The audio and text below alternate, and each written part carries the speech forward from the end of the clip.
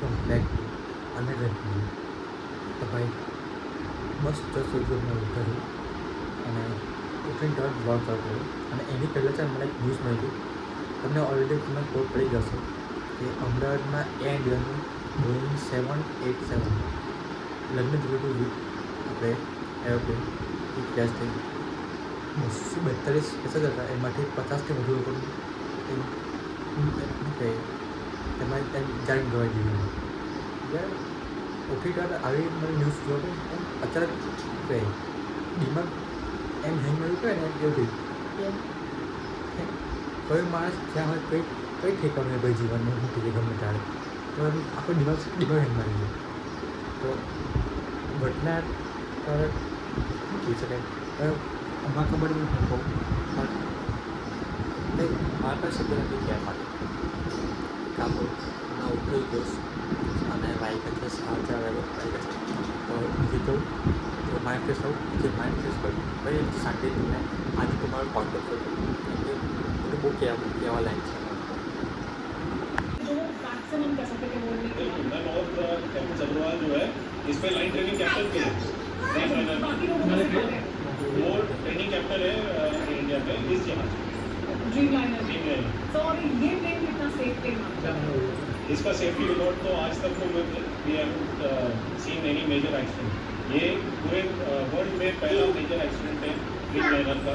1200 Dreamliner है, पूरी दुनिया में उड़ान भरते हैं और ये पहला इस तरह का हादसा हुआ है ड्रीमलाइनर को लेकर. बहुत हाई सेफ्टी क्रैश हुआ है तो इसका जो पोजीशन था वो ऐसा ही था जैसे प्लेन का होता है या थोड़ा टिल्ट हुआ है, कैसा हुआ है? बिल्कुल प्लेन विंग्स लेवल इम्पैक्ट हुआ है जहाज का. लेकिन देखिए जहाज बड़ा है, रोड भी 242 है और डिफेंस की कितने पार्ट में फूटा है. તો ભાઈ તો આજનો ભાઈ મતલબ ઓલમોસ્ટ કેટલા કલાક જેવું થયું, કલાક દોઢ કલાક જેવું પણ મેં જ્યાં માટે શું કરતો અને ભાઈ સેટર જોવા તમે અહીંયા કેમેરા મૂકેલો, અહીંયા ઉપર સ્ક્રિપ્ટ મૂકો ને સ્ક્રિપ્ટ અહીંયાથી અહીં બેસીને હું વાંચીને પ્રોપર બોલાય એના માટે. તો ભાઈ અને ભાઈ કશું બી 2 થી 3 મારો ફોન હિટ મારી ગયો છે તો બી કવા કાઢી નહીં તો પણ તો ખબર નહીં ક્યાં તો કાઢી ફાઇનલી વિડીયો શૂટ થઈ છે. અને હવે ફાઇનલી ઉપર જે ઉપર કાં તો કશે બહાર જઈએ અને વાઇન ફ્રેશ કરીએ અને મેં જે વાત કહેવા માંગતો હતો એ વાત કરું બરાબર જે એકચ્યુઅલનું જે ઇન્સિડન્ટ થયું અમદાવાદમાં એના ઉપર. તો ભાઈ બધું કામ પતાને શાંતિથી આવીને બેઠો છું એમ ભલે ફોન કરે પણ ઉપર આવીને ગાડી એની કરી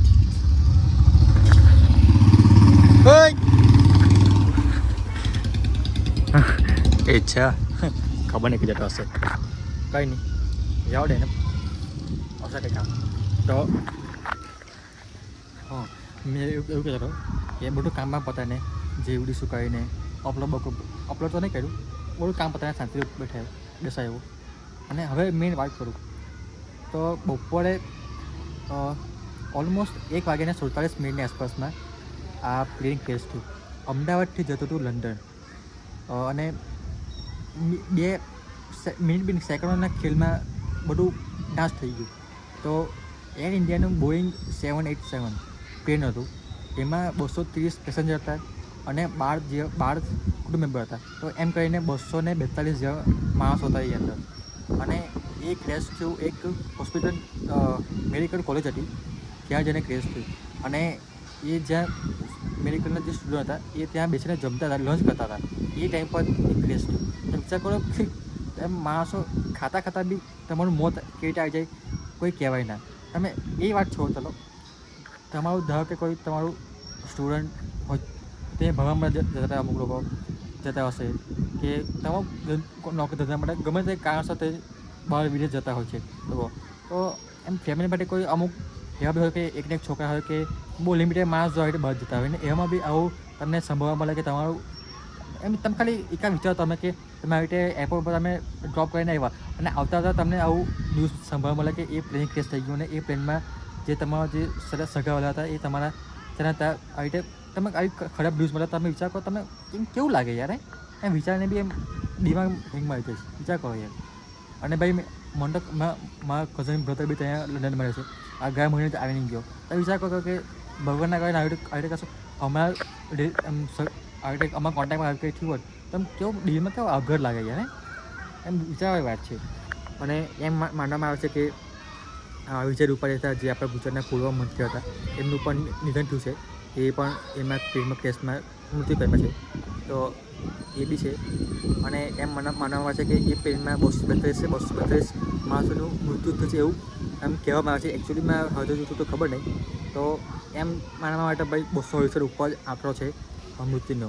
હજુ પ્રોપર જો આંકડો જો માનવામાં બહાર પડ્યો નથી. તો એ બધી વસ્તુ બી છે. અને ખબર ને યાર આ જીવનનું કંઈ ભરોસો નથી યાર. તમે આ રીતે બહાર જતા હો કે કશે બહારથી આવતા એ બી છે.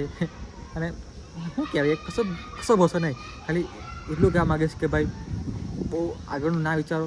જે તમે જીવો છો જે ટાઈમમાં તમે જીવો છો એ ટાઈમને એન્જોય કરો. બહુ ભાઈ ટેન્શન ના લો જિંદગીમાં. જે ટાઈમ પર જી આવે ને એ જીવી લેવાનું અને શાંતિથી ભાઈ જીવો.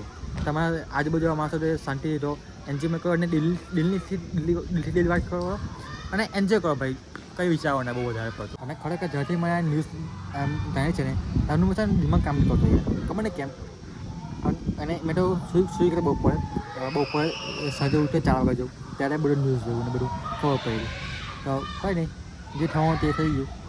બહુ કંઈ આપણે કહી શકીએ બહુ કંઈ કહી શકાય એવું છે નહીં આ વાત પર. તો કંઈ નહીં યાર બ્લેક ડે થઈ ગયો હોય એક જાતનો અમદાવાદમાં. અને આ બ્લેક ડે ખરેખર કહેવાય બ્લેક ડે અમદાવાદ માટે આખા ઇન્ડિયા માટે ભાઈ. અને આ ઇન્ડિયા શું એમ બધી રીતે એમ ના કહેવાય સારું.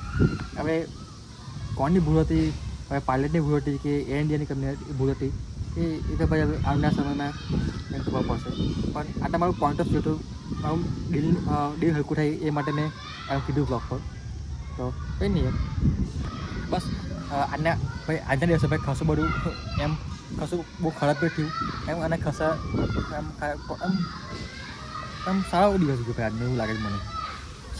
સારા તો કંઈ કહેવાય સારો નહીં એમ બધા કામ થયા વડે એમ ઇન શોર્ટમાં. તો મેઇન ચેનલનો બધી છૂટ થયો પ્લસ કે બીજા બી ખાસા બધા કામ થયા મારે. કંઈ નહીં યાર. અને એમ તો આજે વિચાર્યું કે ભાઈ સિટીમાં જઈશ અને એક મસ્ત જગ્યા છે એમ મસ્ત બેની સનસેટ એન્જોય કરાય અને એમ મસ્ત બેસા જેવી જગ્યા છે ત્યાં જતે. પણ કંઈ નહીં કાલે જઈશું. કાલે અથવા તો વાંધો નહીં જઈશું. કાલે ટાઈમ હશે કાલે જઈશું ટાઈમ હશે તો કંઈ જોઈશું જેવું છે એવું. બસ આજના વિડીયો માટે આટલું જ છે. મળે એક નવી જગ્યા સાથે, મળે એક નવા વિડીયો સાથે. જય શ્રી કૃષ્ણ. રાધે રાધે.